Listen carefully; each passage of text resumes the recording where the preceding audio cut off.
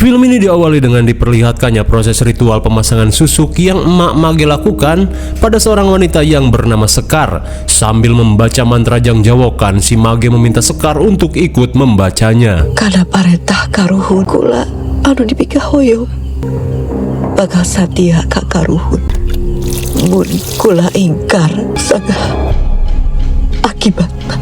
Setelah Sekar menelan batu merah delima, si Mage elit berkata jika tidak ada yang akan bisa mencabut susuk di tubuh Sekar selain dirinya dan orang yang bisa melebihi kesaktiannya. Meskipun ngeri, Sekar berharap ritual yang ia lakukan akan membuahkan hasil. Kira-kira untuk apa Sekar memasang susuk tersebut?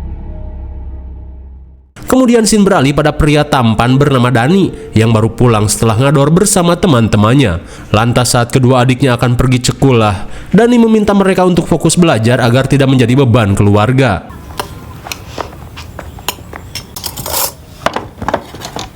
Saat Dani sarapan, Sekar kembali membujuk putra cikalnya ini untuk berkuliah, di mana Sekar berharap masa depan Dani sedikit lebih cerah. Mendengar hal itu, Dani pun menjawab, "Bu, kuliah di sini biaya mahal. Udah lulus tetap nganggur. Kebanyakan perusahaan cuman butuhin cewek bohai buat jadi pegawainya." Lantas, Dani yang kini sedang belajar ngebengkel meminta ibunya untuk bersabar dan menunggu prosesnya sampai sukses, di mana Dani bercita-cita menjadi montir sekelas MotoGP. Kesal dengan Dani yang mimpinya terlalu ngadi-ngadi, Sekar yang sudah muak langsung mengusir putranya ini. Mendengar ucapan ibunya yang ekstrim, sontak membuat Dani nyeri dada. Di tengah rasa kecewa, Dani pun bertekad untuk membuktikan jika dirinya bisa sukses di bidang otomotif.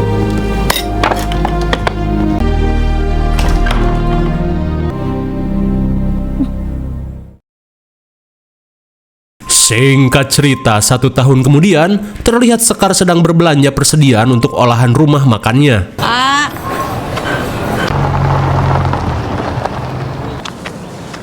Sini, Bu.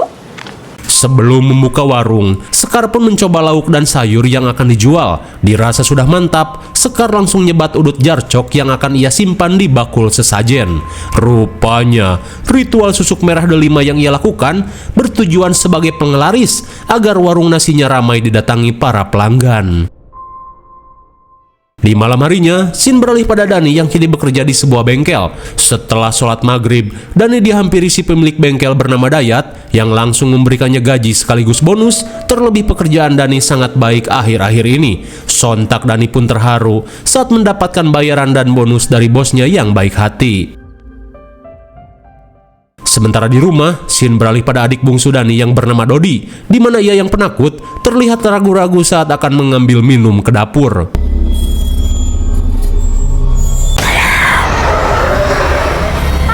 Di tengah ketakutan, Dodi langsung pergi ke kamar untuk meminta bantuan pada kakaknya yang bernama Ratna. Meskipun kesal, Ratna yang sedang ngebucin bergegas pergi ke dapur. Di dekat makanan? Iya, Bu. Di keesokan harinya, dengan menggunakan ninja RR bodong, Ratna terlihat diantar oleh pacarnya ke rumah makan si ibu. Hingga sesaat kemudian, Sekar yang takut putrinya terjerumus pada pergaulan bebas, memintanya untuk fokus belajar dan jangan kebanyakan makan cinta monyet. Lantas setelah mendengar ceramah si ibu, Ratna yang akan pulang langsung memberikan surat tagihan dari sekolah yang harus segera dilunasi.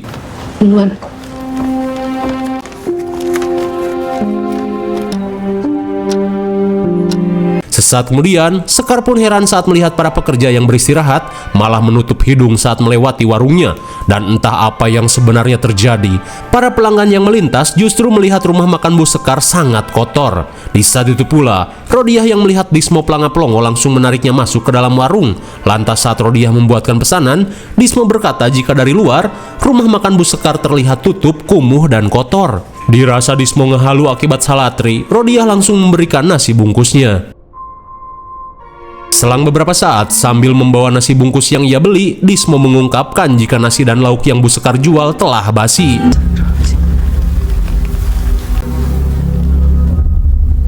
Mencium masakannya yang berbau busuk, Bu Sekar yang tak ingin membuat pelanggannya kecewa langsung meminta maaf dan mengembalikan uangnya. Tak cuma itu, Bu Sekar pun syok saat semua dagangannya tiba-tiba basi, termasuk nasinya yang sudah benyek. Di tengah keanehan yang terjadi, Sekar yang menyadari ada sesuatu yang tak beres pada ritualnya, langsung mengajak Rodiah untuk pergi ke rumah si mage elit.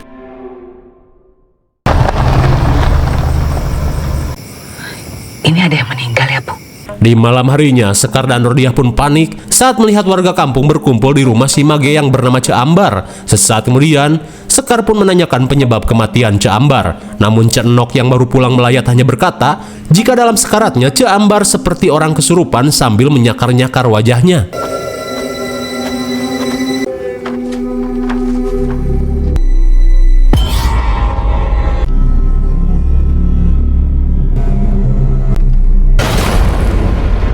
Astagfirullah! Sontak Sekar pun panik saat melihat jasad Cek Ambar yang melotot seperti pocong mumun.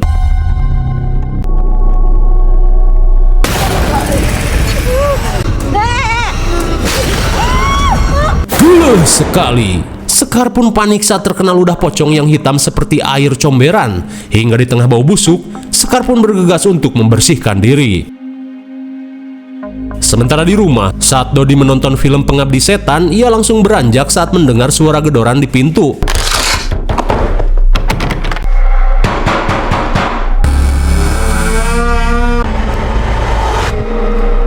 Dirasa salah lihat, Dodi yang melihat gelagat aneh si ibu bergegas mengikutinya.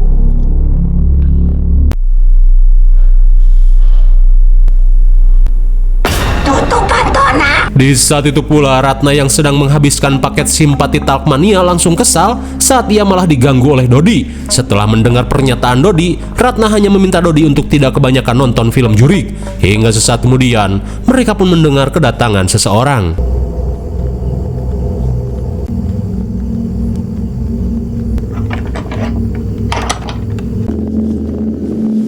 Assalamualaikum. Entah siapa yang tadi Dodi lihat, Ratna pun kesal pada Dodi saat melihat si ibu yang baru pulang. Saat malam semakin larut, Sekar yang terbangun pun panik saat mendengar radio butut di kamarnya tiba-tiba menyala.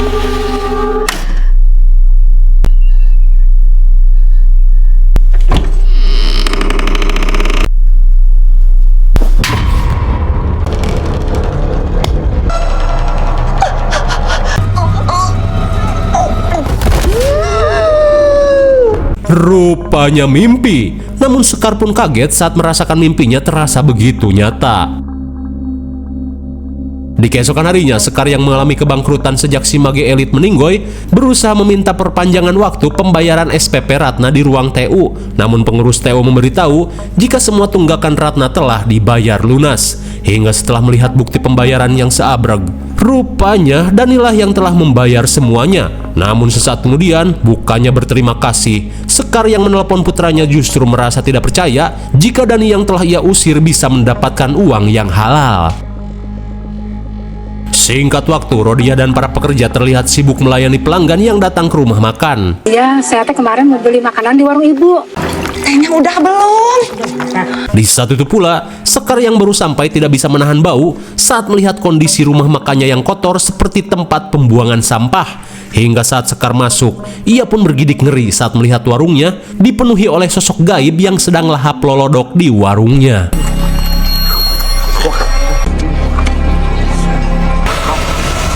Ibu, ini tadi yang pesan es teh manis. Sesaat kemudian, Rodiah yang terkena genjutsu malah terlihat senang dan langsung memperlihatkan daun kering yang ia anggap sebagai duit. Singkat waktu, Sekar dan Rodiah berusaha mengunjungi seorang dukun untuk meminta bantuan. Permisi. Ada yang bisa saya bantu? Lah, si Kusoy! Sesaat kemudian, si Kusoy yang biasanya menjadi ustadz kini terlihat menjadi seorang dukun. Ia pun langsung melakukan ritual setelah mendengar penjelasan Sekar.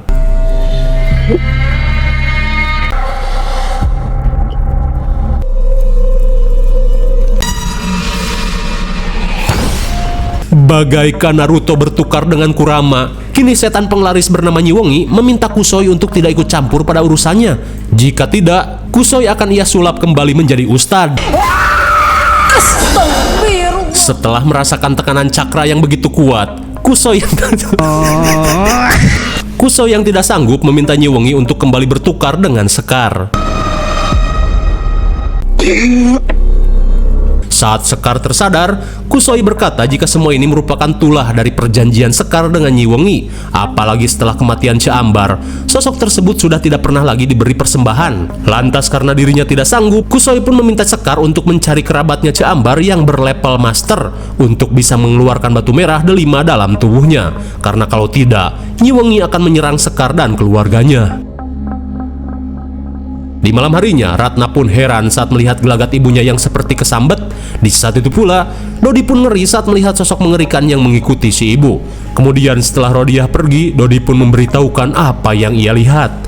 Hingga sesaat kemudian, mereka pun bergegas ke kamar mandi saat mendengar si ibu yang merasa kepanasan. Astagfirullah! Sontak Dodi pun ngeri saat melihat sosok mengerikan yang menemani si ibu mandi. Hingga sesaat kemudian, Rata yang melihat kulit si ibu melepuh langsung meminta Dodi untuk mengambil handuk.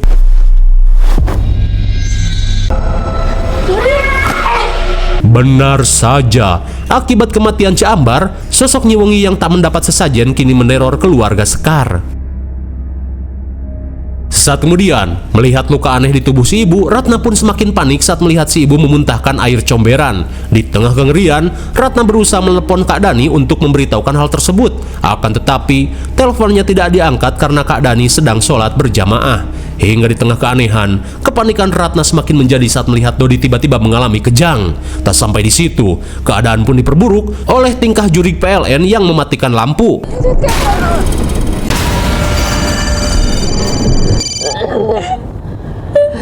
Namun di tengah kepanikan, Ratna yang menerima telepon dari Dani memintanya untuk segera pulang. Mendengar hal itu, Dani yang akan pulang menyuruh Ratna untuk memanggil Bi Rodiah terlebih dulu. Singkat cerita, saat Dani sampai ke rumah, Ratna langsung mengajak kakaknya masuk ke dalam rumah. Namun sesampainya di kamar si ibu, mereka pun panik saat si ibu dan Dodi tiba-tiba menghilang dari LAN. Hingga sesaat kemudian, mereka yang mendengar suara adus dari WC seketika syok parah saat melihat si ibu tengah memandikan Dodi seperti mandiin kucing garong. Lantas, mereka pun bergegas membawa Dodi dan si ibu kembali ke kamar. Di malam berikutnya, Sekar yang setengah sadar menceritakan apa yang telah ia lakukan setelah suaminya meninggoy. Di mana ketika itu, Bu Sekar yang tak ingin ketiga anaknya hidup belangsak, nekat mendatangi Ca Ambar untuk melakukan ritual penglaris agar rumah makan Sundanya laris didatangi para pelanggan. Mendengar hal itu, sontak membuat Dani dan kedua adiknya tidak bisa menahan tangis saat mengetahui si ibu nekat menjadi musyrik demi mereka. Namun mereka menyayangkan hal itu, padahal sesuai janji Allah, setiap makhluk yang hidup di bumi sudah dijamin rezekinya, tinggal bagaimana kita mencarinya. Hingga di tengah kesedihan, Dodi yang melihat sosok mengerikan ngejogrok di dekat pintu, langsung memberitahukan hal tersebut pada Kak Dani.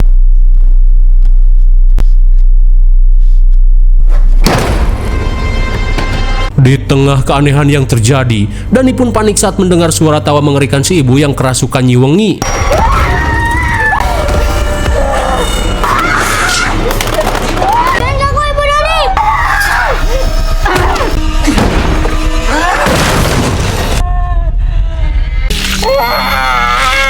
Bagaikan lirik lagu Last Child, mereka pun panik saat melihat si ibu menggoreskan kaca di lengannya. Di tengah kengerian yang terjadi, Dani pun berusaha mengurung si ibu di kamar dan meminta kedua adiknya untuk keluar.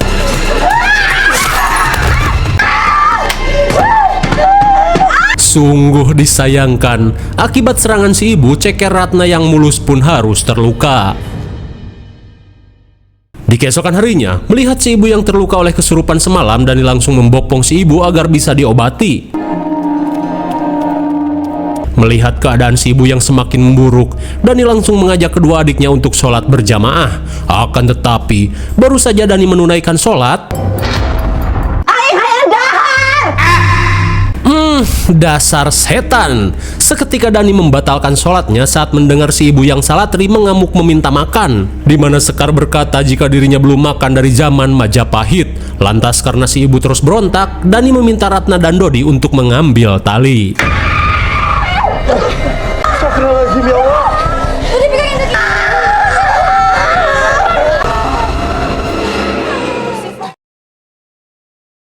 Di malam harinya, guna menangkal kerasukan yang si ibu alami, Dani pun mengundang ustadz dan para tetangga untuk mengaji bersama. Namun di tengah pengajian, setan Nyi Wengi meminta para jemaat untuk berhenti. Terlebih menurutnya apa yang mereka lakukan sia-sia saja. Mendengar hal itu, Ustadz Dudung yang akan melakukan ruqyah langsung meminta jemaah wanita untuk pulang. Syaitanirrajim.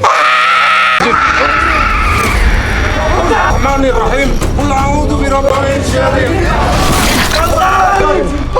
Innalillahi, seakan tak mempan dengan bacaan ruqyah dasar, Ustadz Dudung yang gagal melakukan ruqyah pun harus tewas tercucuk hiasan dinding. Di tengah kengerian yang terjadi, para jemaah yang panik langsung membawa jasad Ustadz Dudung pergi. Hingga sesaat kemudian, Dani yang tak ingin hal buruk terjadi memutuskan mengurung si ibu di dalam kamar. Singkat cerita, Rodiah pun menelepon agar Dani segera membawa si ibu ke tempat Kiai Bagja yang terkenal bisa mengobati segala macam penyakit non-medis. Di mana esok pagi, Bi Rodiah berjanji akan mengantar mereka ke tempat Kiai Bagja. Sepulangnya dari wartel, Bi Rodiah yang akan pulang pun panik saat melihat sosok Nyi Wengi yang ngejentul di dekat rumahnya.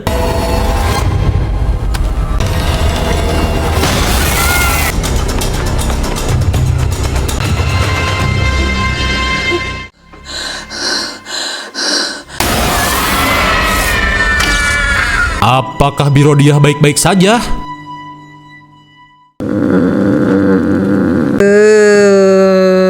Di keesokan harinya, karena Bi Rodiah tidak kunjung datang, Dani yang akan membawa si ibu ke tempat Kiai Bagja langsung mengajak Mang Dayat untuk menyusul Bi Rodiah.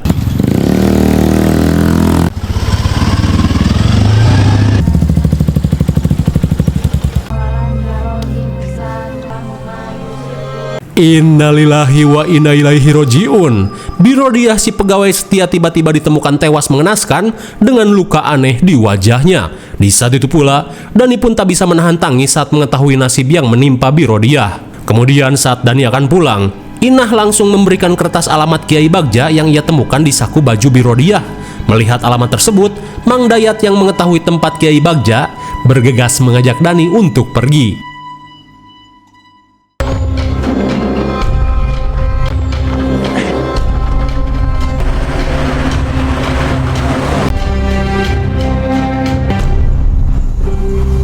Singkat waktu setibanya di gapura desa, mereka pun berjalan ceker sambil menandu Bu Sekar menuju tempat Kiai Bagja.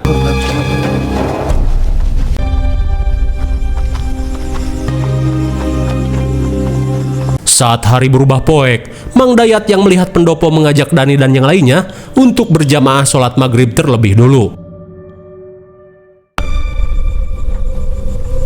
Sesaat kemudian, ketika mereka sedang sholat, Dodi yang kurang husu merasa ngeri saat melihat sosok Nyi Wengi memegangi tubuh si ibu. Assalamualaikum warahmatullahi. Loh, kok hilang goblok? Di tengah kepanikan, mereka langsung berpencar untuk mencari keberadaan Sekar. Sesaat kemudian, Wira dan Nizam yang melakukan pencarian pun panik saat melihat tingkah aneh Bu Sekar.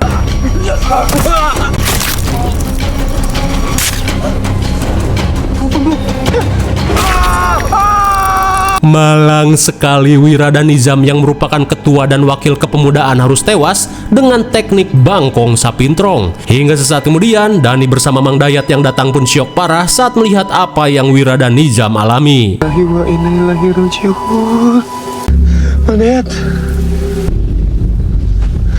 Tak lama berselang, kepanikan Dani semakin menjadi saat Mang Dayat tiba-tiba menghilang. Mang Dayat!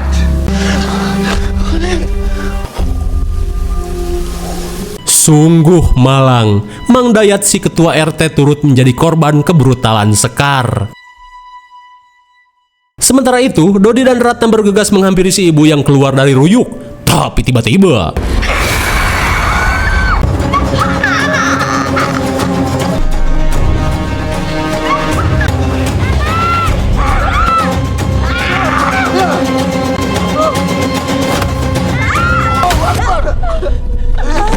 tepat pada waktunya, Kiai Bagja yang datang berhasil menyelamatkan Dani dan kedua adiknya.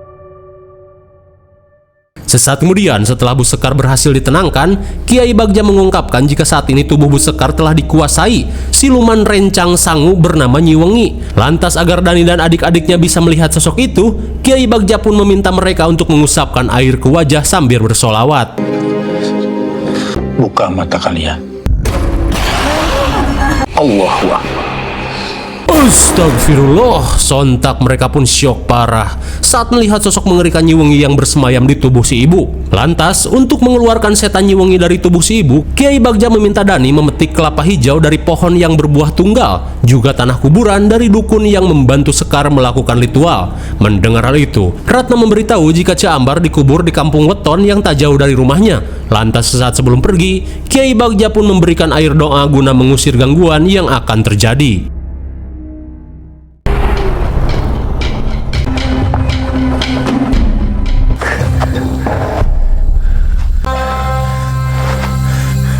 Setelah menemukan makam Cak Ambar, Dani yang akan mengambil tanah kuburan pun panik saat mendengar suara Cak Ambar.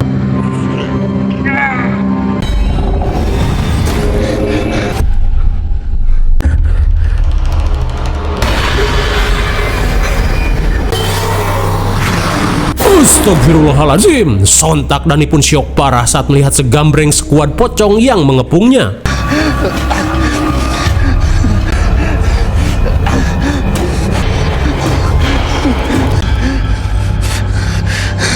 Akhirnya, setelah skuad pocong menghilang, Dani langsung mengambil tanah kuburan dan bergegas mencari kelapa tunggal yang ia butuhkan.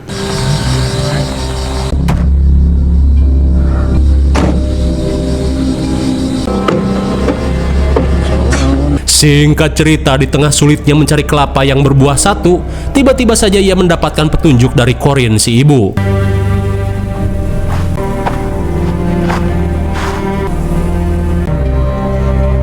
Sontak Dani pun merasa lega setelah menemukan semua syarat yang dibutuhkan. Bersamaan dengan hal itu, saat Kiai Bagja dan Ratna mengaji, Nyi Wengi berusaha melakukan perlawanan. Tunduk.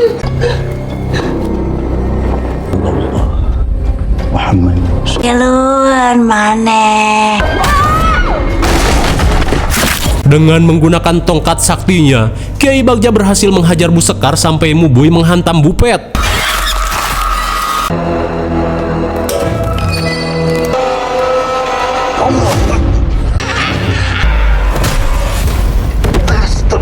Di tengah sengitnya adu mekanik, Kiai Bagja langsung mengeluarkan golok berkalimat syahadat untuk menghabisi Nyi Wengi.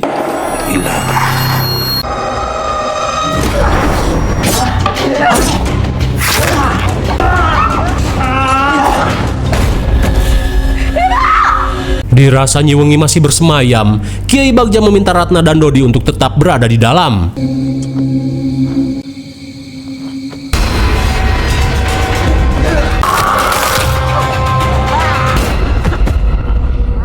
Saat Kiai Bagja terluka parah, Sekar yang berhasil merebut golok bersiap menyerang Dodi dan Ratna. Namun belum sempat menyerang, Sekar pun sadar saat mendengar teriakan Dodi.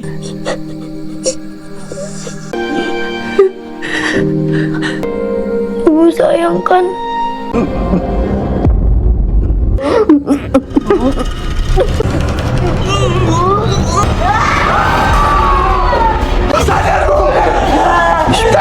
Allahu Akbar.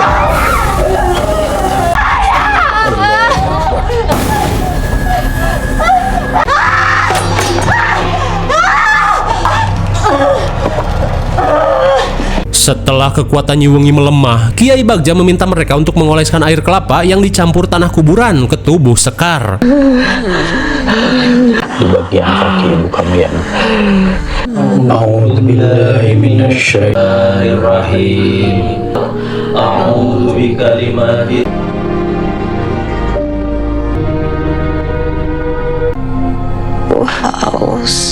Akhirnya, setelah perjuangan yang banyak memakan korban, Rukiah pun berhasil membebaskan Sekar yang selama ini menjadi jin curiki Nyi Wengi. Di tengah kondisi yang ripuh, Sekar yang sekarat meminta maaf pada Dani atas keegoisannya. Lantas sambil menahan sakit, si ibu meminta Dani untuk menjaga kedua adiknya.